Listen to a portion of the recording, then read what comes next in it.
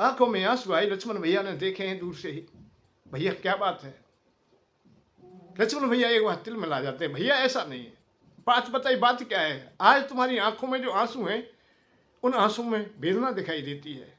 हे भैया, मैं क्या बताऊं, हम कब तक बैठे रहेंगे इसी तरह। बरसात भी अब जा चुकी है, रास्ते साफ दिखाई दे रहे हैं, घास खिल चुकी है, जल अपने अपने स्थान पर समुचित अवस्था में पहुंच चुका है। पर सुग्रीव ने हमारी खबरियां नहीं ली है, जबकि उसने वचन दिया था कि ये बरसात के दिवस निकल जाए, फिर सीता की सुध के लिए हम जाएंगे। सुग्रीव सुध मोर विसारी, पावा राजकोषपुर नारी। यहाँ आवेश तक उत्पन्न हो जाता है भगवान राम के। जैसा एक मारा में वाली, तह कहूं हतऊ मूड कहूं काली। यह कल तक वो मेरी शरणागत नहीं हुआ तो मैं उसे खत्म कर दूंगा। जिस बाण के द्वारा मैंने वाली का वध किया, ऐसे अनेकों बाण मेरे तुड़ीर में आज भी है। लक्ष्मण, जाओ उन्हें समझाओ कि मित्रता का मतलब ये नहीं होता है कि मित्र कष्ट में है उसे भुला दिया जाए, और तुम ऐश्वर्य में पड़े हो और तुमने वचन दिया है और तुम्हारी सहायता भी की है। उस मित्र को भुला रहा है आज तू, जिसने अपनी पीड़ा को भुला करके तेरी पीड़ा को समझा और पहले तुझे राजकोष दिया है, तुझे तेरी पत्नी दिलाई है, तेरा सम्मान दिलाया है, तुझे राजा बनाया है। जय श्री राधे, जय श्री कृष्ण। कामिय नार प्यारे जिम, लोभिय प्रिय जिम दाम। तिम रघुनाथ निरंतर प्रिय लागो मोहि राम।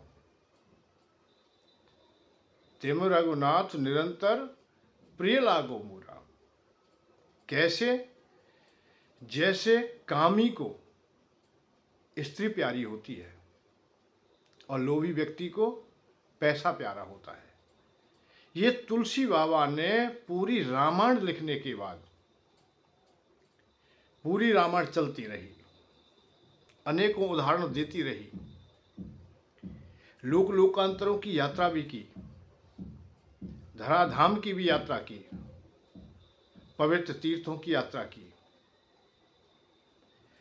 देवताओं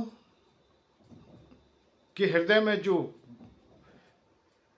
पीड़ा है उसको भी उन्होंने नजदीक से देखा, और भगवान के अवतार तक की कथा आ गई। भगवान जब धराधाम में आए हैं तो बाल लीलाओं में भी प्रवेश किया है।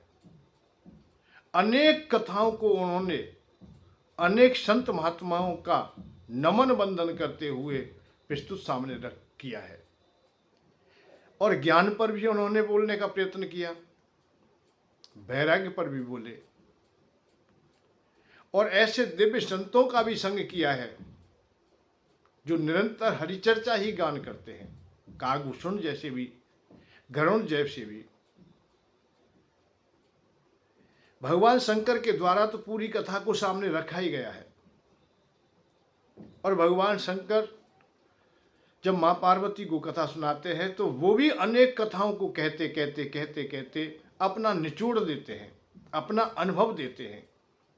भाई, श्री राम कथा जब प्रारंभ हुई है और जिसने भी सुनी है, जिनको भी सुनाई गई है और जिन्होंने सुनाया है, उनकी बात केवल इतनी है कि उन्होंने सने सने सने सने उस पड़ाव तक लेकर के आ गए जहां उनका जो जीवन का निचोड़ था, जो अनुभव था। भाई, कथा कहते कहते हमने कोई बात कही, समाज में ही कोई बात कही, और अंत में तो फिर यही कहते, जैसे गीता जी ने कह दिया है, अर्जुन को समझाते समझाते समझाते समझाते अंत में तो यही बात कह दी, भाई जहाँ धर्म है वहीं तो विजय है, और तू माने ना माने ये अलग विषय है, पर मेरा जो कर्तव्य था, मैंने जो अपने में जाना था, वो मैंने तुम्हें बता दिया है। ऐसे ही कागभूषण जी ने भी यही बात निर्णय कही कि भाई मेरा जो अनुभव है, निज अनुभव, अपना अनुभव, निज अनुभव में कहूँ खगेशा, सत्य हरि भजन जाए कलेसा।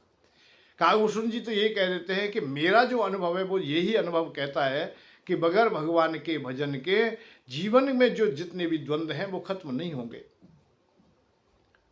अनेक जीवन तुम गवाते रहोगे, चलते रहोगे, निरंतर यही यात्रा तुम्हारी चलती रहेगी। कभी मानव है, कभी देवता है, कभी कीट है, कभी पतंग है, कभी पशु है, कभी पक्षी है, कभी लता है, कभी पता है, नाना प्रकार की योनियां तुम्हें प्राप्त होती रहेंगी, परंतु शांति का मार्ग तुम न खोज सकोगे। कब तक? जब तक भगवान की शरण में नहीं जाओगे। भगवान की शरण का भाव भी केवल प्रकार से बताने का प्रयत्न किया जाता है। भक्ति योग से भी बताया जाता है, कर्मयोग से भी बताया जाता है, सांख्य योग से भी बताया जाता है। हम जो जीवन यापन या संसार में करते हैं उनमें सब में योग है। आप ये ना सोचें कि उनमें योग नहीं है। जो देश के हित के लिए ही जीवन जीते हैं वो भी योगी हैं, समाज के लिए जीते हैं वो भी योगी हैं, माता पिता के लिए जीते हैं वो भी एक योग अपनाते हैं। भाई बंधु गुरु आज जिसके लिए तुम न्यौछावर हो जाते हो, जिससे तुम प्रेम करते हो, शिष्टाचार व्यवहार मानवता को धारण करते हो, वो सभी उसी क्षेत्र में आता है।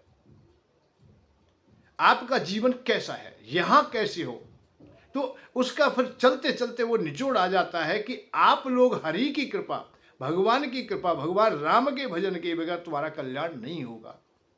राम के भजन का भाव भी यही है।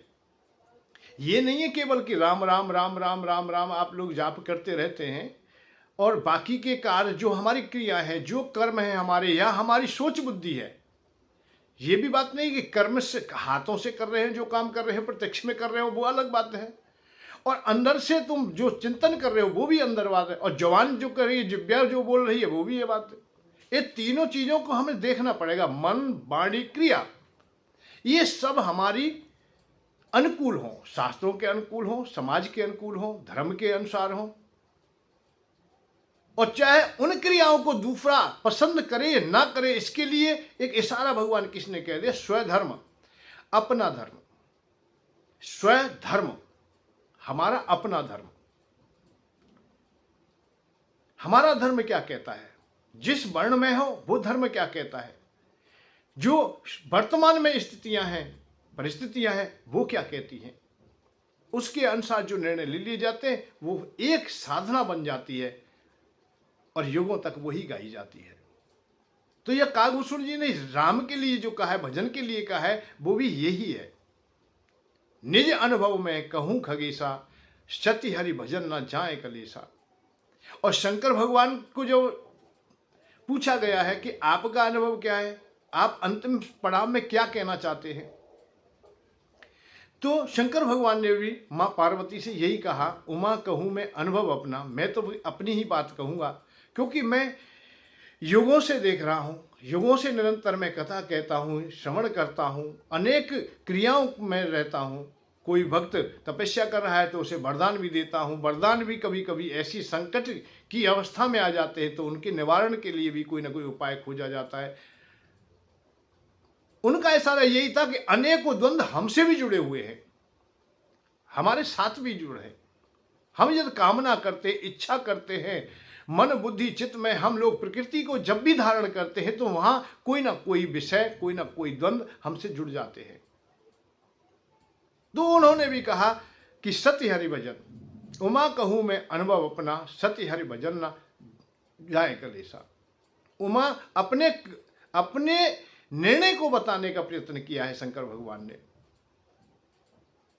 निज अनुभव, वहां निज अनुभव बात आई है। और उमा कहूं मैं अनुभव अपना, सत्य हरि भजन न, सत्य हरि भजन जगत सब सपना, ये सपना कह दिया है।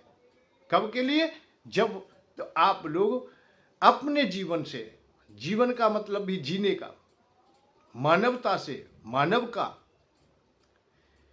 स्वरूप जब हमारा बदल जाता है, हम मानव नहीं रह जाते हैं, तो हमारा जीवन व्यर्थ हो जाता है। अब बात आती है, तुलसी बाबा ने भी रामायण पूरी लिखी है, गाई है, सुनाई है, और सुनाते सुनाते सुनाते सुनाते अंतिम पड़ाव में ऐसा निर्णय दे दिया, ऐसे शब्द बोल दिए कि भैया तुम ऐसा भी होगे और इस प्रकार का तुम्हें और कोई समझ में ना आए तो ये बराबरी रख लेना, ये बात रख लेना, एक तराजू में, दो पल्लों में शब्द रख दिए गए हैं। कैसे शब्द, कि कामी नार प्यारी जिम, कामी व्यक्ति को नारी जैसे प्यारी लगती है, लोभी व्यक्ति को जैसे पैसा प्यारा लगता है, ऐसे मुझे,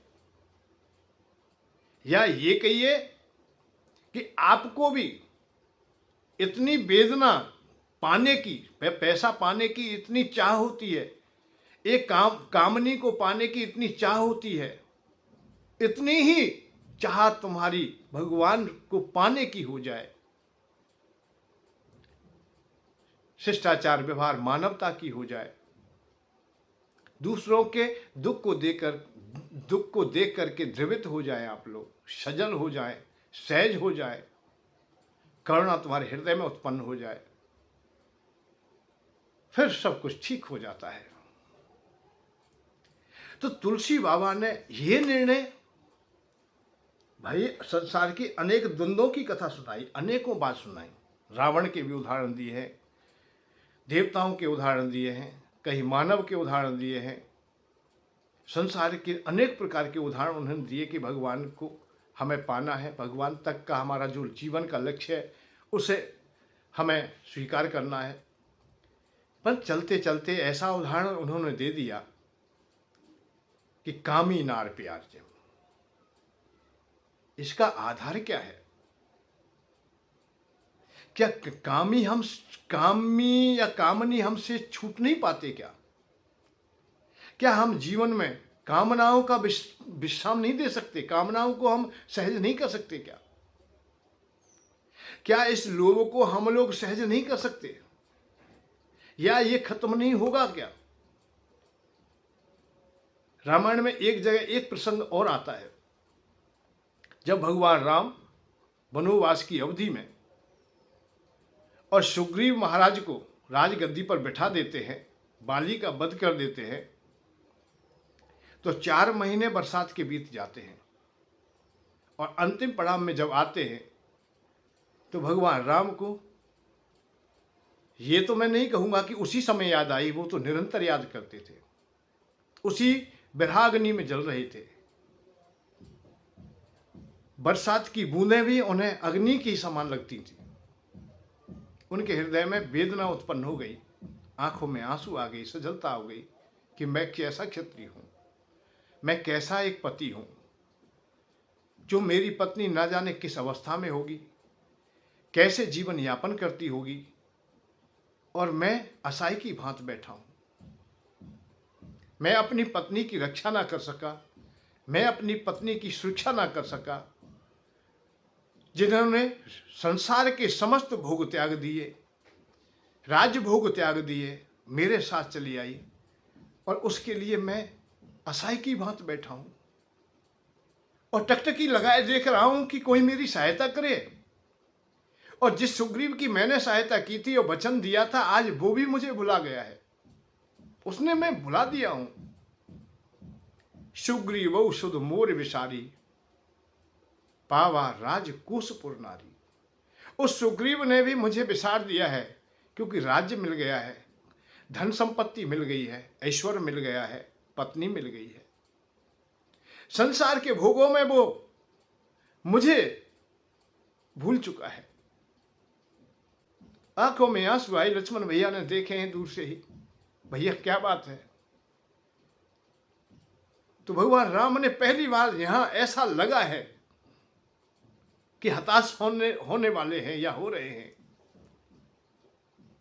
लक्ष्मण भैया एक बार तिल मिला जाते हैं, भैया ऐसा नहीं है, बात बताइए, बात क्या है? आज तुम्हारी आंखों में जो आंसू हैं, उन आंसू में वेदना दिखाई देती है। हे भैया, मैं क्या बताऊं, हम कब तक बैठे रहेंगे इसी तरह?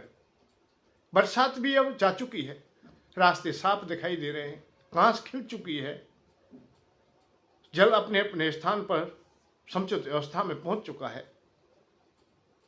पर सुग्रीव ने हमारी खबरियां नहीं ली है, जबकि उसने वचन दिया था कि ये बरसात के दिवस निकल जाए, फिर सीता की सुध के लिए हम जाएंगे। सुग्रीव सुध मोर विसारी, पावा राजकोषपुर नारी। यह आवेश तक उत्पन्न हो जाता है भगवान राम के। जैसा एक मारा में वाली, तह कहूं हतऊ मूड कहूं काली। यह कल तक वो मेरी शरणागत नहीं हुआ तो मैं उसे खत्म कर दूंगा। जिस बाण के द्वारा मैंने बाली का वध किया, ऐसे अनेकों बाण मेरे तुड़ीर में आज भी है। लक्ष्मण, जाओ, उन्हें समझाओ कि मित्रता का मतलब ये नहीं होता है कि मित्र कष्ट में है उसे भुला दिया जाए और तुम ऐश्वर्य में पड़े हो और तुमने वचन दिया है और तुम्हारी सहायता भी की है।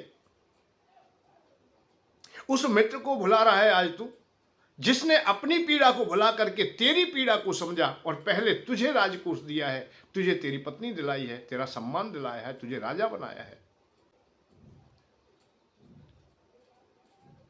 रामायण कहती है लक्ष्मण भैया जाते हैं, हनुमान जी वहाँ मौजूद, हनुमान जी वहाँ हैं, तो हनुमान जी ने लक्ष्मण भैया को प्रणाम किया है, उनके आवेश को रोका है। आवेश जब ज़्यादा था तो उन्होंने तारा को सामने कर दिया है और बाल रूप में अंगद को भी आगे कर दिया है। सुग्रीव आते हैं, शरणागत होते हैं, भगवान राम के सामने खड़े हो गए हाथ जोड़ जोड़ के, हे प्रभु मुझे क्षमा कर दें, त्राहिमाम मुझे क्षमा कर दें, मैं आपका अपराधी हूँ, परंतु मैं अपने अनुचरों को भेज चुका हूँ, सब वानरों को इकट्ठा कर रहा हूँ, पूरी सेना को इकट्ठा कर रहा हूँ, भूमंडल पर जहाँ जहाँ वानर सेना इकट्ठी निवास करती है, उनके नायक रीछ आदि भी जो भी हैं उनको भी मैंने बुलाया है, वो जल्दी ही आते होंगे। हम भी चिंतित हैं, परंतु प्रभु हम संसारी लोग हैं और हमारे हृदय में संसार के विषय समाये होते हैं। बहुत दिवस हो गया था पत्नी के बिछोह से, हम दूर ना हो सके, उन्हें हम छोड़ ना सके, और प्रभु आप में और हम में भेद केवल इतना ही है कि हम साधारण हैं, हमारे साथ विषय जुड़े हुए हैं। लोभ फांसी यदि घर न बंधावा, हे माधव, हे रघुवर, हे मेरे प्रभु, हे मेरे मित्र, मुझे क्षमा कर दे। लोभ फांसी यदि घर न बंधावा, सो नर तुम समान रगराया। यदि लोभ की फांसी यदि गले में बंधी ना हो तो वो तो मानव आपकी समान है, वो तो आप ही हैं। हम संसारी लोग लोभ कैसे त्याग सकेंगे? तो ये बात उत्पन्न होती है कि लोभ, यह तुलसी बाबा ने जो कहा है कि कामी नार प्यार जिम लोभी प्रिय जिम दाम, लोभी को प्रिय दाम। लोभ बड़ा कठिन है छूटना। लोभ का छूट जाना, पैसे का छूट जाना, अर्थ का छूट जाना, संसार की इच्छाओं में अर्थात वासनाओं में हम पंडित हैं, वो उनका त्याग बड़ा कठिन है। वो किसी न किसी रूप में हमारे सानिध्य तक आता रहता है। उसमें तुलसी बाबा ने जो कहा है, बड़ा अनुभव अपना किया होगा वैसे, और अपना अनुभव भी था उनका। वो भी बहुत प्रेम करते थे अपनी पत्नी से, रत्ना से बहुत प्रेम करते थे, और उतना प्रेम शायद किसी का उदाहरण भी मिलेगा तुम्हें। जब उनकी पत्नी मायके चली जाती है तो वो बिछो नहीं सहन कर पाते हैं और वो रात्रि में ही चल देते हैं। रात्रि बरसात की रात्रि है, भाद्र महीना है। नदी जब पार करते हैं तो उसके लिए कोई सहारा ना देख करके एक मुर्दे पर ही बैठ जाते हैं, उसी का सहारा लेकर के नदी पार कर देते हैं। घर पहुंचते हैं तो दरवाजा लगा हुआ है तो पिछवाड़े से एक रस्सी का टुकड़ा दिखाई दिया, उसी को पकड़ के चढ़ जाते हैं। परंतु वो रस्सी नहीं थी, वो सर्प था। परिवारी जनों में से पत्नी को जगा लेते हैं, उनसे मिलने की चाह रहती है और उनके सामने प्रस्ताव रखते हैं कि मैं तेरे बगैर तो जी भी नहीं सकता, तू बगैर कहे चली आई। यहां रत्ना को पीड़ा होती है कि स्वामी आप थोड़ी देर तो ठहरते। एक दिवस की बात थी, अधिक से अधिक 2 दिवस हो जाते। मैं जल्दी से जाने की बात कह के आई थी, मैं मीरा चाची से कह के आई थी कि मैं जल्दी आ जाऊंगी, मेरी मां की तबीयत खराब थी। अरे तूने ही तो मेरे लिए सब व्यवस्था की है। नदी के सहारे यदि मेरे आने का कोई मार्ग न दिया होता तो मैं कैसे पार कर पाता? और पिछवाड़े से क्यों कोई रस्सी टांगता है? रत्ना ने जब झांक के देखा है तो रस्सी नहीं है, वो सर्प है। वही एक अवाक खड़ी रह जाती है, शरीर से मुर्दे की दुर्गंधी आ रही है। समझ गई, ये मेरे प्रेम में अंधे हो चुके हैं। ये काम नहीं है, आज काम में अंधे हो चुके हैं। ये और ये ऐसा जीवन तो मृत समान है और इस संसार के कभी काम नहीं आता है। अंधापन कहीं भी काम नहीं आया है। तुम लोभांध हो जाओ तो भी काम का नहीं है, कामांध हो जाओ तो भी काम का नहीं है, मोहांध हो जाओ तो भी काम का नहीं है, क्रोधांध हो जाओ तो भी काम का नहीं है। यदि आप लोग विषयों में अंधे हो गए हो तो संसार के काम के नहीं हो तुम, और ना ही परलोक के अर्थात भगवान के काम के हो। अंधे व्यक्ति का नहीं है कोई भी। भाई जब तक तुम्हें समझदारी नहीं है, ज्ञान नहीं है, तो तुम किसी भी काम के नहीं हो। इसीलिए बोध की आवश्यकता है, ज्ञान की आवश्यकता है। नहीं कछ दुर्लभ ज्ञान समाना, ज्ञान की प्रधानता है। अब यह अज्ञानता की बात आ गई, यहां काम के वशीभूत होकर के, प्रेम के वशीभूत होकर के इतना अंधापन आ जाए जो हम मर्यादाओं को भी तोड़ दे। आज रत्ना को संकोच होता है कि मेरी मां जगेगी तो क्या कहेगी, मेरे भाई बंधु हैं यहां वो क्या कहेंगे, और तुम इस अवस्था में आए हो। धिक्कार है तुम्हारे इस प्रेम के लिए, धिक्कार है इस प्रकार की तुम्हारी जो कामना है, ये व्यर्थ कामना है, अर्थात अंधी कामना है। यदि तुम्हारी ये कामना सचमुच में ही कामना है तो इसे प्रेम के रूप में बदल दीजिए, अतः परमात्मा के लिए बदल दीजिए। इतना ही प्रेम तुम मुझसे कर रहे हो और इतना परमात्मा से कर लेते हो तो परमात्मा तुमसे दूर थोड़ी है। परमात्मा मिल जाएगा, तुम्हारा जीवन का उद्धार हो जाएगा। और ऐसे पति की तो आवश्यकता मुझे भी नहीं है जो विषयों में अंधा हो, जो मर्यादाहीन हो गया हो, जो मर्यादा से दूर चला जाता हो। जब कड़वी बात सुनी, इस प्रकार की बात सुनी है, भाई जितना प्रेम हराम से उतना प्रेम राम से हो जाए तो फिर क्या। तो यह तुलसी बाबा ने वो ही अपने गुरु की बात, जिसके द्वारा उन्हें बोध हुआ, जिसके द्वारा उन्हें बोध हुआ, उन्हीं गुरु की बात आज वो उन्होंने रामायण के अंतिम पड़ाव में सब कुछ याद किया, सबको भुला दिया, सब कुछ चलते रहे, लोक लोकांतर की यात्रा की है, वैराग्य की चर्चा की है, ज्ञान की चर्चा की है, मोक्ष धर्म की चर्चा की है। भगवान राम के हृदय से लग करके बड़े नजदीकी चले गए, सब काम ठीक रहा, परंतु अब उस अवस्था को वो भुला ना सके। देखिए एक बात और बताओ, जहां से हम चले हैं, जिस जगह से चले हैं, जिस मार्ग से चले हैं, अरे जिस संसार में हम जिस मार्ग से आए उसी से जाएंगे हम लोग। भगवान के पास से आए तो भगवान के ही शरण में जाएंगे, वहीं शांति मिलेगी। जल की बूंद सागर से तपने के बाद आकाश में चली जाती है, उसके बाद बूंद बन जाती है, बूंद से जल बन जाता है, जल से वो संसार में रम जाती है, परंतु एक दिन उसको शांति का मार्ग तो अपनी सागर की गोद में ही है। सागर में पहुंचने के बाद में नदी नदी नहीं रहती, वो सागर ही हो जाती है। जानत तुम्हें तुम ही हो जाई, जानत तुम्हें तुम ही हो जाई। ऐसे ही भक्त लोग जो उसी अवस्था को जाते हैं तो वहीं पहुंच जाते हैं। यही उदाहरण है कि जहां से तुम चले हो, वैराग्य भी तुम्हें जिस कारण से प्राप्त हुआ है, इसको भी ध्यान रखिए आप लोग। ये अंतिम पड़ाव तक हम भूल नहीं पाते हैं।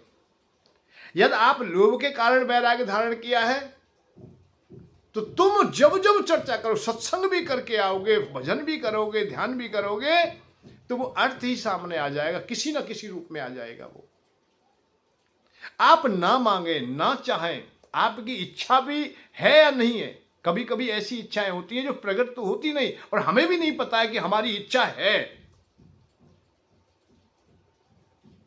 फिर भी वो सने सने अंकुरित हो ही जाती है। तुलसी बाबा जहां से चले थे, काम की फटकार से चले थे, और जिससे अधिक प्रेम करते थे, जिसके प्रति उनके हृदय में काम था, काम वेदना थी, और उसी वेदना को तत्काल उन्होंने सब कुछ करते हुए इतना ही प्रेम परमात्मा से चाहिए कि कम नहीं। वो उदाहरण दिया अपना कि जितना प्रेम मुझे अपनी पत्नी से था उतना ही प्रेम तुम भी करोगे। किससे? भगवान से। और मैं तो यही बात कहता हूं कि उतने प्रेम की संसार और भगवान में कोई भेद नहीं है। संसार और भगवान एक ही बात है, अलग हो ही नहीं सकता है। भगवान तो कण कण में है, हर अवस्था में है, भगवान की द्वारा रचना है ये। अब पलट है, थोड़ी सी पलट है, जो जिसे तुम जान रहे हो वही तो परमात्मा है। और जिसे नहीं जान पाते वही प्रकृति हो जाती है। जिसे तुम अपना ही अपना मानते हो कि मैं ही हूं, अर्थात अपनी ही सत्ता मानते हो, अपने को ही संसार में आप परिणित कर देते हो, ये तो तुम हो जाते हो, अर्थात संसारी हो जाते हो। और परमात्मा में हो जाते, जो अपने को समर्पण कर देते हैं कि भगवान तेरे ही द्वारा ये सब है और आप ही हो, बाहर भीतर ऊपर नीचे हर जगह आपकी सत्ता है। मया सर्वम इदम व्याप्तम मयि सर्व प्रतिष्ठितम, सिया राम मैं सब जग जानी। इन रहस्यों को हम लोग समझ जाते हैं, उस समय भगवान में ही हो जाता है सब कुछ। तुलसी बाबा अंतिम पड़ाव में उस बात को ना भुला सके और अंत में उन्होंने अपनी पत्नी को मानो याद ही कर लिया हो। अपने गुरु को, वो जिसके द्वारा उन्हें बोध हुआ है, जिसके द्वारा भगवान के दर्शन प्राप्त हुए हैं, जिसके द्वारा हनुमान जी की अहोती कृपा हुई है, क्योंकि कहीं से तो मोड़ आया होगा। वही तुलसी बाबा के जीवन में ऐसा आता है कि बहुत लोगों ने उन्हें समझाया भी है, धार्मिकता उन्हें देते थे, पाठ पढ़ाते थे, परंतु किसी के द्वारा वो समझ ना सके। क्यों ना समझ सके? कि संबंधों के वे भूखे थे, अभावी थे। उनकी माता का संग भी उनके संग नहीं रहा है, पिता का संग नहीं रहा है। जो भी उन्हें पालता था उस अवस्था में तो ये बात बताते हैं कि जिनके सानिध्य में रहते थे उनको ही कुछ ना कुछ हानि हो जाती थी या बिछो हो जाता था। राम भोला नाम से उच्चारण करते थे, पर सब लोग ये कहते थे कि ये बड़ा मनहूस है, अच्छा नहीं है, ये इसकी तो शक्ल देखना भी ठीक नहीं है, जो जिसे पालता है वही खत्म हो जाता है। पैदा करते ही मां चली गई इनकी। ऐसी अवस्थाएं सामने आ गई हैं, तो कोई भी संबंधी संसार का उनका रहा ही नहीं था। एक पत्नी मिली तो पत्नी से प्रेम होना ही होना था, तो किसी की बात नहीं मानते थे, पत्नी का ही संग किए होते थे, पत्नी के अलावा वो किसी को चाहते भी नहीं थे। इतने गहरे प्रेम में डूब गए। और वही संसारी प्रेम, वासनाओं से सना हुआ प्रेम जब पत्नी के तक पहुंच गया, उस अवस्था तक पहुंच गया, क्योंकि एक स्त्री तो अपनी एक सीमा तक ही है। उसने जब देखा है कि इनके हृदय में अब संसार का कोई संकोच भी नहीं है, मर्यादा भी नहीं, इनके तो माता पिता है नहीं पर मेरे माता पिता तो है, इनका तो कोई भाई नहीं मेरा तो है, इन्होंने तो समाज से तिलांजलि दे दी है पर मेरी समाज तो है। वो संसार से अंधे हो गए हैं, पर रत्ना संसार में रह रही है। पर संसार का उदाहरण एक ऐसा उदाहरण बन गया जिससे कि तुलसी, जो कोई व्यर्थ का ही मानव था, तुलसी तुलसी सब कहे, एक काम एक घास, हुई कृपा जब हरि की, एक स्वामी एक दास। तुलसी एक काम से भरा हुआ है और एक घास मात्र है, वही तुलसीदास है और एक तुलसी मैया है।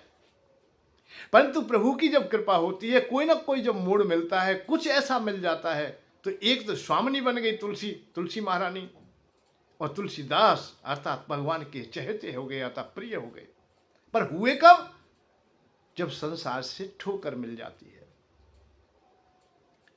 तुम्हारी जो इच्छाएं हैं, संसार में भोगों की जो कामनाएं हैं, इनके दो ही प्रकार हैं, कि इनकी पूर्ति हो जाए और पूर्ति होने के बाद में इनसे अरुचि हो जाए, उल्टी हो जाए, खाते खाते खाते खाते पलटी होने लगे, तुम्हें उबकाई आने लगे। तुलसी बाबा की वही अवस्था है कि इतने अन्य हो गए, इतनी गहराई में चले गए कि अब तो उन्हें कुछ दिखाई नहीं दे रहा है, खाते ही जा रहे, खाते अर्थात भोगते ही जा रहे, इतने चाह में डूब गए कि उसका विपरीत परिणाम सामने आ गया। जो पत्नी प्रेम करती थी, पति परमेश्वर मानती थी, उसने धुतकार दिया, मैं निकल जाओ यहां से, यहां कोई आवश्यकता नहीं तुम्हारी, ऐसे पति की मुझे आवश्यकता है क्या? संसार में किसी को भी आवश्यकता नहीं तुम्हारी, केवल ऐसा व्यक्ति तो राम के काम आ सकता है, वो भी कब? जब इतना इधर भाग रहा है, इधर उतना ही उधर भाग जाए, जिसे संसार आसार दिखाई देने लगे। मुर्दे और नाव में भेद नहीं था कोई भी, और सर्प में और रस्सी में भी भेद नहीं। तो यही तो गीता में कहा गया है, अष्टावक्र गीता में भी विशेष करके यही तो कहा गया है कि संसार में तू जब तक संसार में सार देख रहा है, मतलब लगाव है तेरा। सीपी में चांदी देखे तू लोभ प्रतीति होती है। सीपी में चांदी देखे तू लोभ प्रतीति होती है। सीपी समुद्र के किनारे, नदी के किनारे सीपियां पड़ी हैं, उनकी चमक को तू चांदी मान लेता है। ये संसार है। संसार में तू अपने को उड़ेल देता है, अर्थात सीपी की चमक को ही चांदी मान करके उसे सत्य जैसा अनुभव कर लेता है। सीपी में चांदी देखे तू लोभ प्रतीति होती है। सीपी तो सीपी ही होगी, चांदी को जग भ्रांति जान। सीपी तो सीपी ही होगी, चांदी को जग भ्रांति मान। ये चांदी जो तुम्हें दिखाई दे रही है, ये जग भ्रांति मात्र है।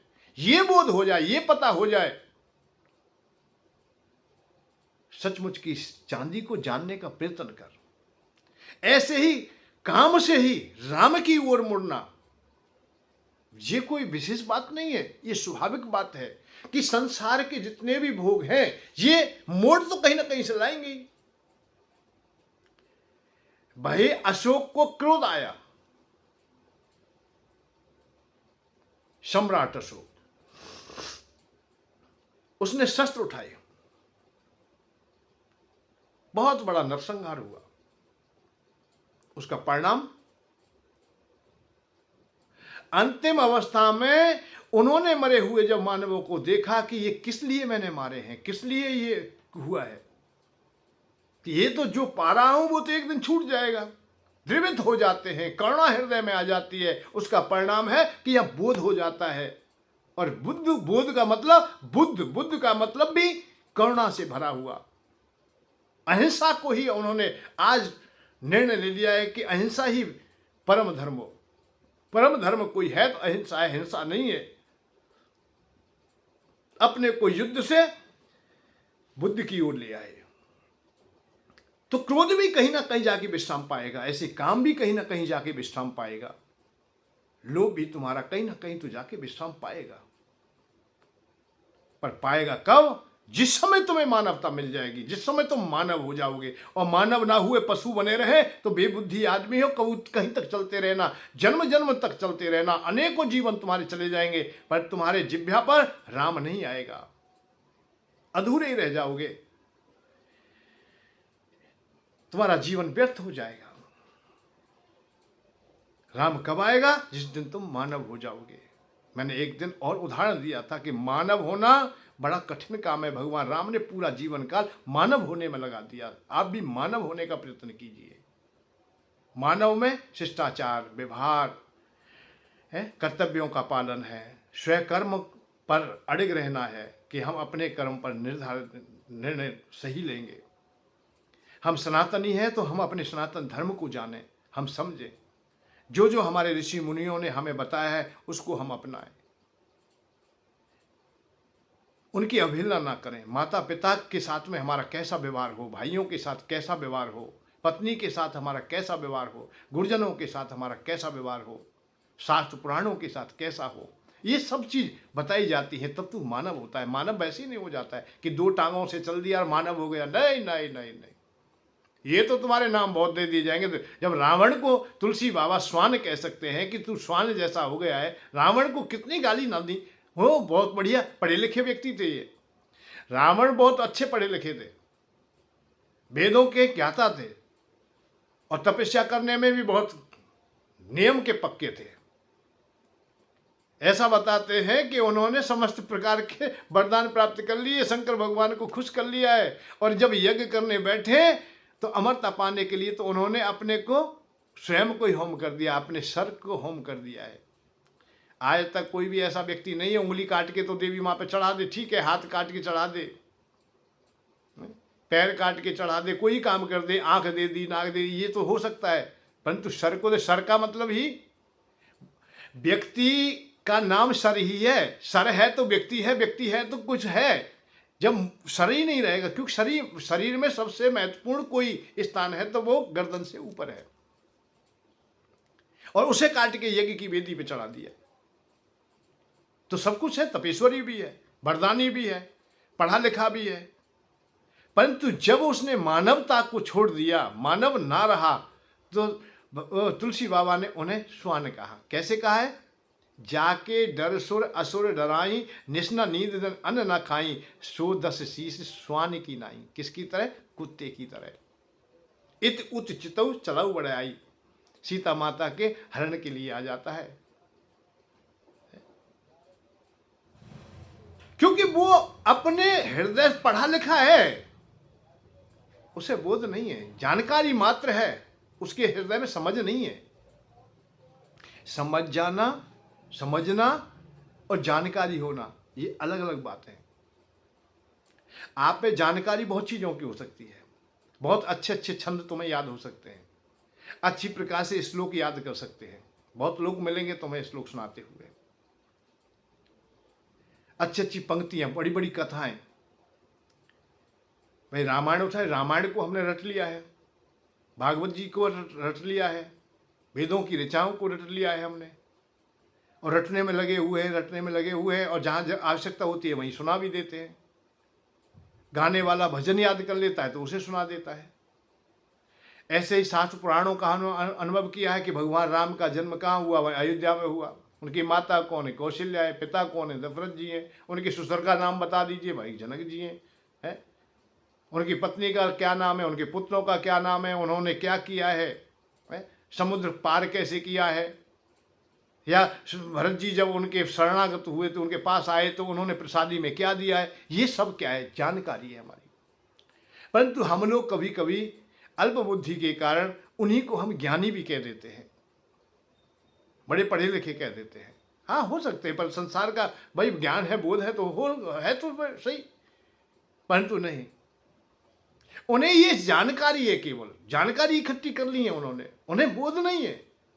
रामायण पढ़ लिए, जानकारी इकट्ठी हो गई है, भागवत पढ़ लिए, जानकारी इकट्ठी कर ली है, पर बोध हो जाना, समझ जाना, समझना अलग बात है। समझता कोई कोई है, जाने कोई कोई। यह गुण साधन ते नहीं हुई। अरे ये गुण साधन ते नहीं, ये भगवान की कृपा, अर्थात अपने शिष्टाचार, व्यवहार, मानवता। आप सो मानव बनोगे तब ये आएगा।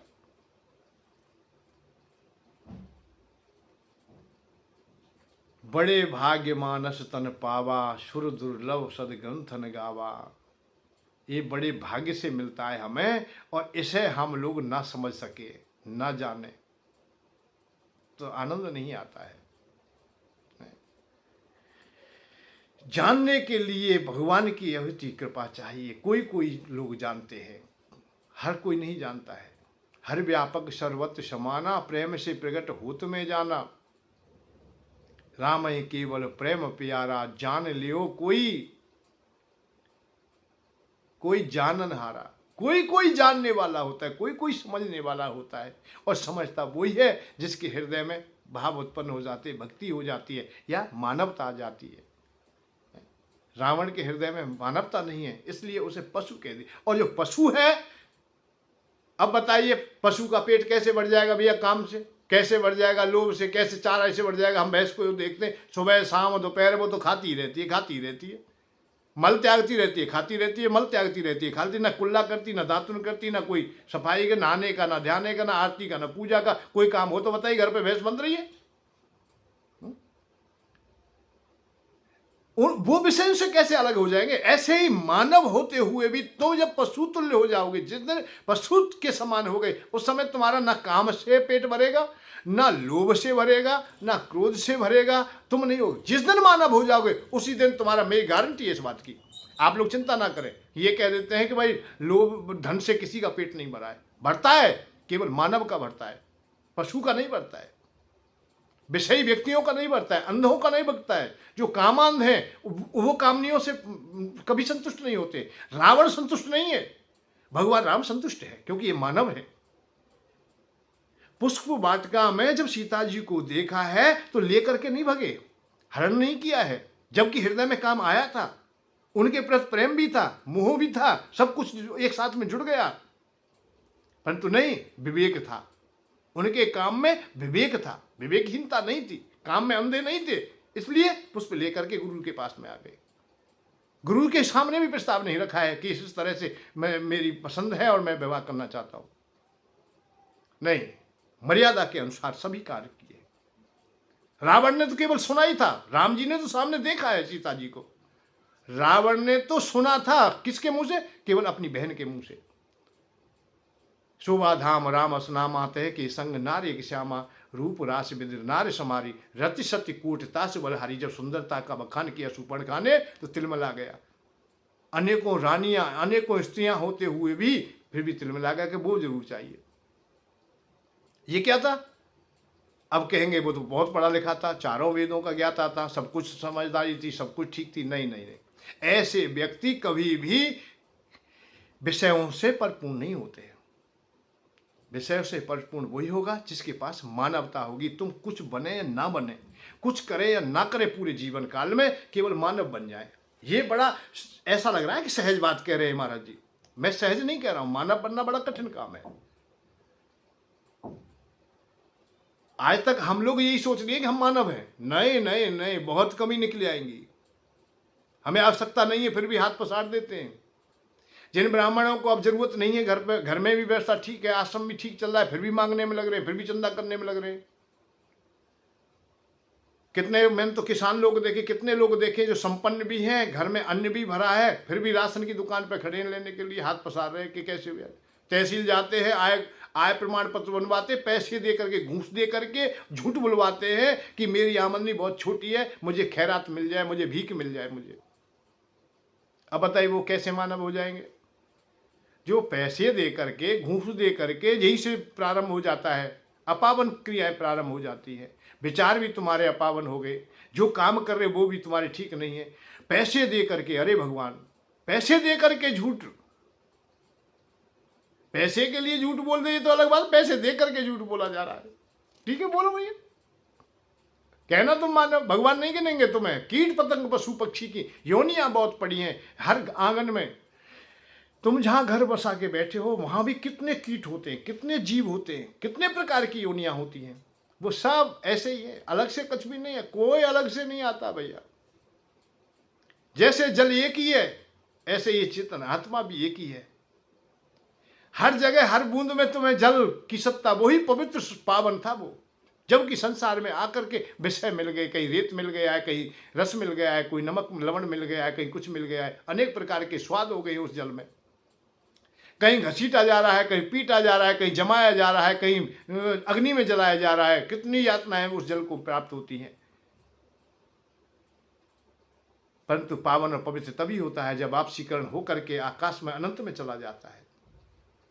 और भगवान, प्रकृति में भगवान की जब क्रियाएं होती हैं, कि इच्छा होती है कि अब हम संसार में लीला करेंगे, तो उस समय वो जल बूंद बन के, घटाएं बन करके, अर्थात बूंद बन करके फिर पुनः अपना जीवन पा लेता है। अच्छी जगह पर पहुंचेगा जल तो सुंदर कहा जाएगा, बहुत मीठा है, अच्छा है पान के। और वही दुर्गंधी युक्त जगह पर चला जाएगा तो तत्काल ही दूषित हो जाएगा।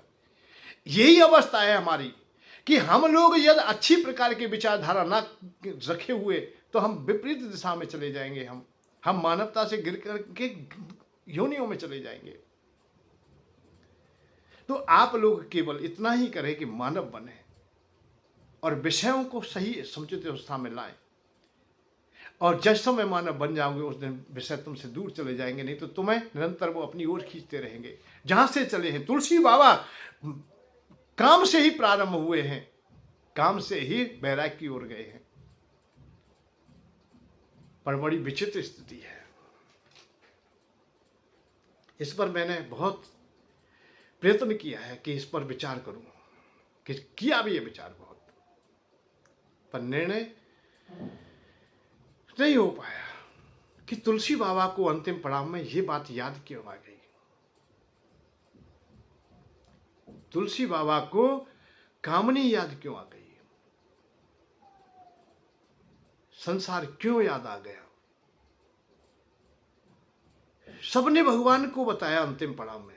कालभूषण जी कह रहे हैं राम, अपना अनुभव उन्होंने कह दिया। मेरा अनुभव तो यह है कि आप भगवान की शरण में चले जाइए, बार मथे दत्त होए वर सिकता ते वर तेल बिन हरि कृपाना भव तरह यह सिद्धांत अपील। सिद्धांत बताए गए वो कि भगवान के बगैर तुम्हारा कल्याण नहीं होगा। शंकर भगवान ने भी कहा, उमा कहूं मैं अनुभव अपना, सती हरि भजन जगत सब सपना। ये सपना है सब। पर तुलसी बाबा ने ऐसा क्यों कह दिया, कामी नार प्यारे जिम, कामी क्यों याद आई। पहले और अंतिम पड़ाव का ये दुआ है, ये मत सोचो इसके बाद में कोई दुआ तुम्हें नहीं मिलेगा। यहाँ उनकी लेखनी अवधी भाषा, हिंदी भाषा और हमें सरल भाषा में समझाने का मार्ग ही खत्म हो जाता है, परंतु उन्हें काम नहीं याद आ गई। इसमें कुछ रहस्य तो है। बड़ा कठिन कार्य है कि कामनी त्यागन बड़ा कठिन होता है। वैसे बहुत ऋषि महात्माओं को भी देखा है, नारद जी जैसे, नारद मोह लीला आती है रामायण में, तो नारद जी भी बंदर बन गए। विश्वामित्र जी तपस्या छोड़ करके मेनका के फेरे में आ गए। शकुंतला नाम की पुत्री हो जाती है उनके। बड़े बड़े ऋषियों की कथा आती है। तो कठिन काम तो है भाई, बहुत कठिन काम है। जब ये प्रकृति सज धज करके सामने होती है तो विपरीत मार्ग हो जाता है। अब ये होता क्यों है, यहां भी एक बात है कि विश्वामित्र तप कर रहे हैं। जहां तप किया जाता है, नारद मुनि ने तप किया है कि काम विजयी हैं, अपने को डंका बजा देते हैं कि मैंने काम पर विजय प्राप्त की है। यह कर्तापन के भाव होते हैं। यह तपस्या का भी कर्तापन का भाव हो जाता है, व्रत का भी हो जाता है, उपवास का भी हो जाता है, यज्ञ का भी हो जाता है, वेद की ऋचाओं का भी हो जाता है कि मैं बड़ा हूं, मैं बड़ा ज्ञानी हूं, मैं बड़ा तपेश्वरी हूं, मैं बड़ा ध्यान करने वाला हूं, मैं समाधि वाला हूं। इसी को श्रीमद् भागवत कथा में प्रारंभ जब होते हैं तो नारद जी के सामने भगवान इशारा करते हैं, आकाशवाणी होती है, सत्कर्म सूचको नूनम ज्ञान यज्ञ स्मृतोपधो। अरे नारद, तू सत्कर्म कर, सत्कर्म कर। सत्कर्म क्या है? सत्कर्म वो है जिसका कोई कर्तापन ना हो। कर्तासी ना भुगतासी मुक्ति एवासी, सर्वदा कर्ता है ही नहीं, कर्तापन नहीं है। करने जब तक तू अपने को कर्ता मान रहा है, हाँ तुझे संसारिक फल तो मिल जाएगा, स्वर्ग मिल जाएगा, अच्छी देह मिल जाएगी, धन संपत्ति मिल जाएगी, पत्नी पुत्र ऐश्वर्य तुम्हें मिलेंगे, पद मिलेंगे, सम्मान मिले, सब चीज मिलेगी, परंतु भगवान की अहुति कृपा नहीं मिलेगी। क्योंकि इनकी मजदूरी है, कोई ना कोई मजदूरी है। कृष्ण भगवान ने अर्जुन से भी यही कहा कि तू कर्तापन को छोड़ भाई, तू अपना कर्म कर, केवल अपने कामों को कर, कर्म को तू योग बना दे, तराजू के पल्लों में रख दे, बराबर कर दे, उसमें कोई भी भेद मत कर। तू कर्म ने बाद का रस्ते, बाध्य है तू कर्म करने के लिए। माँ ना भले सुकदाचना, माँ भले सुकदाचना तू, परंतु कर्म का जो फल है उसके लिए तू बाध्य नहीं है, उसकी ओर तो ध्यान मत दे। बस इतनी बात है। विश्वामित्र अपने कर्म की ओर ध्यान दे रहे हैं कि मैंने किया है, नारद जी ध्यान दे रहे हैं कि मैंने किया है। तो जो करता है, रावण अपने को हमेशा ध्यान रखता है कि मैंने किया है, मैंने इतनी तपस्या की है, ये वरदान प्राप्त किया है, इतनी शक्ति प्राप्त की है। जहां कहीं परिचय देता है तत्काल दे देता है कि मैंने तो अपना सर भी यज्ञ की वेदी में चढ़ा दिया है, मैंने इतना तप किया है, वेदों की ऋचाएं मुझे कंठक से याद है, उच्च कुल से हो, ब्रह्मा जी का पोता हूं मैं। तो परिचय भी वो उसी प्रकार से देता है। जबकि सहज होकर के यदि परिचय दिया जाए तो कैसा आनंद। विभीषण भी परिचय देता है भगवान राम को, नाथ दशानन कर में भ्राता, निश्चर वंश सुनो मंत्राता, सहज पाप प्रिय तामस देहा, यथा अलू कहूं तम पर नेहा। हमें पाप प्रिय सहज ही, मैं उस रावण का भाई हूं जो तुम्हारा अपराधी है। निश्चर वंश है हमारा, क्योंकि उन्हीं का संग किया है। उन्होंने नहीं कहा है कि मैं श्रेष्ठ ब्राह्मण का पुत्र हूं, या मेरे बाबा बहुत अच्छे थे, मेरे परबाबा बहुत अच्छे थे, ये बात नहीं कही। उन्होंने रावण को कहा, कमियों को बताया।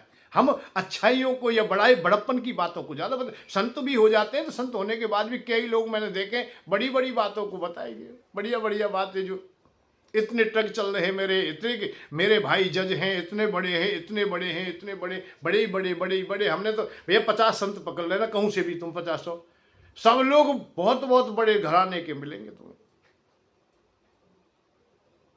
जबकि वो सब मिथ्या था। आप तभी 80% 90% संत तभी हो रहे हैं कि जहां ये तुलसी बाबा ने जो कहा है, कामी नार प्यार जिम लोभी प्रिय जिम दाम, जो इन दो चीजों को नहीं प्राप्त कर पाए, कामिनी नहीं मिली और दाम भी नहीं मिली, विवाह नहीं हुआ है और जीविका के साधन भी उनके पुष्ट नहीं है, वही तो ये बाबा जी हो जाते। और बाबा जी नहीं, संत नहीं, ये केवल भिखारी मात्र होते हैं। इसीलिए वो अपने कर्तापन को बात बताते, चाहे झूठी चाहे बोलनी पड़े कि हम तो बहुत बड़े हैं, झूठ झूठ मूठ को ही चाहे बड़ा होना पड़े। तो जहां कर्तापन होगा वहीं फंस जाओगे तुम। एम करतांति महाकृष्णान दंशत ना हम करतांति विश्वास अमृत पीत्वा सुखी भव, मैं नहीं करने वाला हूं, ये तुम्हें विश्वास हो जाए, वहीं सब कुछ ठीक हो जाएगा। कर्तासी न भोक्तासी मुक्ति वासी सरदा। देवर्षि नारद ने अपने को कर्तापन माना, इसीलिए उन्होंने दुख उठाना पड़ा या कष्ट हुआ, उन्हें पीड़ा हुई। तुलसी बाबा ने यहाँ दो बातें ये कही हैं, ये बड़ी विचित्र बातें हैं। इन पे वर्षों तक हम चिंतन करें, मनन करें, ध्यान करें कि ये रहस्य है क्या, इसका मतलब क्या है। क्या काम ही को शांति नहीं मिलेगी, या काम कभी खत्म होगा नहीं, या लोभ कभी खत्म होगा नहीं? होगा होगा होगा, निश्चित होगा। कोई कहता हो कि पेट नहीं भरता, ना ना ना, ये बात ही नहीं है। केवल उसने पेट तब तक ना भरेगा जब तक तुम मानवता को नहीं अपनाओगे। मानवता अपना लेते हो तो पेट भर जाएगा, और मानव नहीं रहते हो, अरे ऐसा न विद्या तपो न दानम ज्ञानम न गुणो न गुणो न धर्म तेम, ये बात आती। जब कुछ भी तुम्हारे पास नहीं है तो बड़ी बड़ी अच्छी बात कहते हैं। ते मृत्युलोक का, इस मृत्युलोक में भूभार, भूमि पर भार मात्र है तू, और कुछ भी नहीं है। और अंतिम पड़ाव में तो ये कहते हैं मृग चरंती मृग के समान है। मृग मतलब पशु के समान। जब तुम मर्यादाहीन हो जाओगे उस समय तुम मानव नहीं रहोगे। तो उस समय तुम चिंता मत करना, तुम कहें कि हमें हाँ ये संसारी लोग पेट नहीं भर रहा है ना, पेट तो खूब भरेगा। ये संसार, ये मानव ही नहीं रहे थे, इनके पास से मानवता चली गई थी। और विचित्र स्थिति एक और सुनाऊं मैं तुम्हें। एक इसने तो कहा है कि कंचन तजना सहज है और त्रिया काने है। अब यहां बात आ गई है, देखिए तुलसी बाबा कह रहे हैं कामी नार प्यार जिम लोभी प्रिय जिम दाम, दोनों यहाँ भी यही बात आ गई है कि धन भी और कामनी भी। और ये भी जो संत कह रहे हैं, जो संतों का निचोड़ है, वो कह रहे हैं कि कंचन तजना सहज है और त्रिया कानी है। अब ये सहज कैसे है, किस प्रकार से इसे त्यागा जा सकता है कि लोभ को त्याग देंगे और कामनी को भी त्याग देंगे, जबकि बड़े बड़े ऋषि महात्मा भी त्याग ना सके। अभी उदाहरण दिया है कि नारद जैसे भी तिलमिला जाते हैं मोहिनी को देख करके। विश्व मोहिनी को जब देख लेते हैं तो तिलमिला जाते हैं और विवाह करने की कामना उनके हृदय में हो ही जाती है कि मैं विवाह कर लूं। विश्वामित्र महामुनि तपस्या छोड़ देते हैं, 100 वर्ष ऋषि समाधि छोड़ देते हैं। कितने संतों की बात आती है, कितनों की नहीं आती हैं। कई द्रोणाचार्य पैदा इसी प्रकार से हो रहे, शारद्वान आदि के भी चरित्र में कितने चरित्र हैं, मैं कौन कौन की कहूँगा। शास्त्र भरे पड़े हैं, पुराण भरे पड़े हैं कि जब कामनी सामने देखी तो तप छूट गया, वैराग्य छूट गया, ज्ञान टूट गया। ऐसे ही ऐश्वर्य मिलता है, संपत्ति मिलती है, धन मिलता है, बड़ा कठिन हो जाता है। महाभारत जैसा युद्ध हो गया, जबकि धर्मराज जैसे भाई है, भीम जैसे देवताओं के अंश से पैदा है, वो भी धन को न त्याग सके। तो कैसे कह दिया है कि कंचन तजना सहज है और त्रिया का ने, ये बड़ी इनको त्याग देंगे, सहज में त्याग देंगे। तो इस पर हम चर्चा करेंगे, कल चर्चा होगी। ध्यान रहे। जय श्री राधे, जय श्री कृष्ण।